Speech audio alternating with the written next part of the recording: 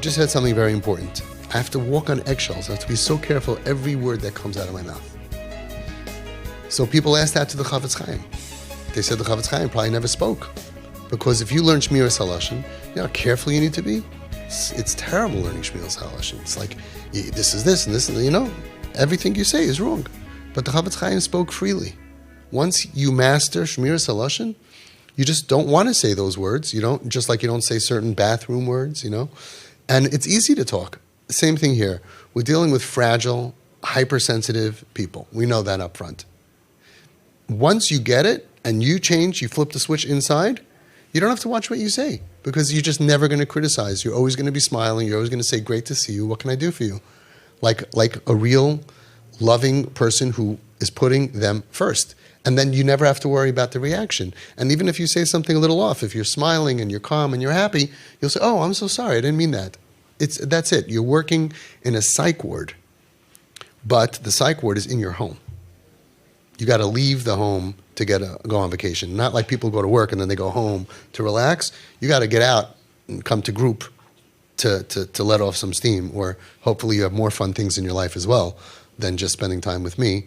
But that's part of what we're doing here.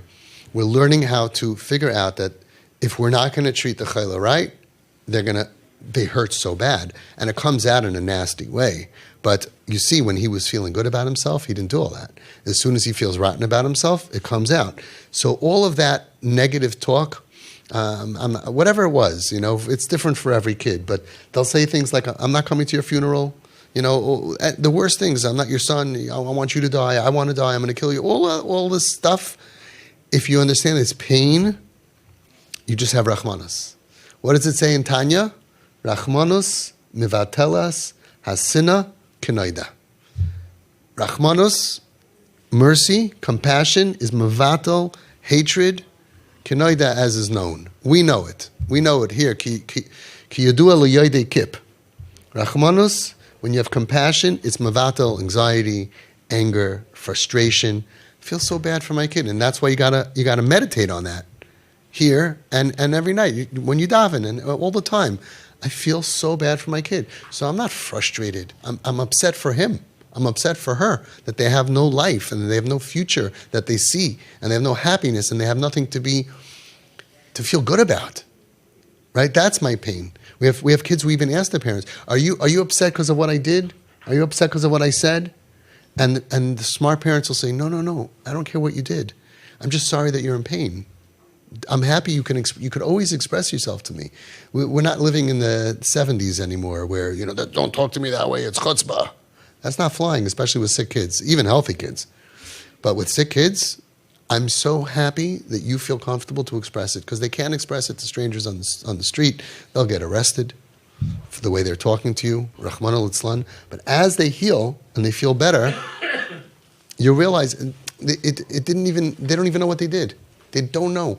And you'll see that because they'll curse you out, and you'll see a kid who cursed out his father to such a degree must hate his father, sinas nefesh, and sometimes the next day they're like, hey, how you doing? And they're totally fine. They're just in a lot of pain. And when you're around and they're feeling pain and someone stubs their toe, they bang their toe, emotionally they feel, it could be a million different triggers. They're going to lash out and they're going to curse and they're going to scream and they're going to say, it's your fault. How many of your kids blame you for their rotten life? It's your fault. It's your fault. Right? You're like, me? What did I do? What did I do? I don't know. Yeah. Well, in their perception, we hurt them, or we didn't protect them, or after they were hurt by somebody else, we didn't understand them and we just pushed them like we thought we're doing good. Came out of love. There's a huge misunderstanding here, but they feel like we abandoned them, we weren't there for them. Yan loy hamantem bi. That's what they're crying out. You didn't believe me. I said, I don't want to go to camp. Why'd you make me go to camp?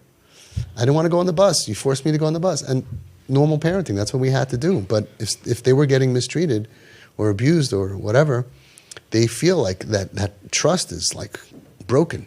Like they don't trust us. A lot of your kids don't trust you. You have to rebuild that trust, that they should feel, I can trust you.